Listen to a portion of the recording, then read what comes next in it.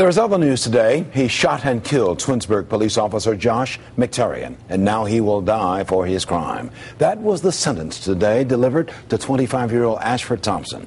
News Channel 5's John Cossack was there as McTerrian's widow spoke following the sentence. I feel like a weight's been lifted off my shoulders. Holly McTerrian speaks publicly for the first time about the emotions she feels knowing that Ashford Thompson, the man who shot and killed her husband Josh during a traffic stop in 2008, will die for his crime. Just a sense of relief. It really was. It's not. You can't really be happy and you can't be sad. I mean, you know, it was a sense of relief, I think. I could just let it all off my shoulders now. In court, Holly called Thompson a monster for shooting her husband 4 times in the head. She refused to make eye contact with him during the trial. I didn't want to look at him. He didn't deserve the respect for me to look at him. I heard his words, but they didn't affect me in that way. Not at all. You don't do what you did to a human being. There's no remorse for that. How can there be?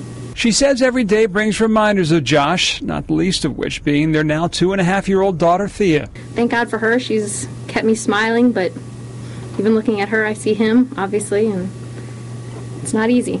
But it was Holly who brought levity to this day when asked the condition of Baggio, Josh's canine partner, who was retired when Josh was killed and lives with them. He's a true man in retirement. He has gained a couple pounds, and he's asking for a home in Florida, but he's doing good. John Cossack, News Channel 5.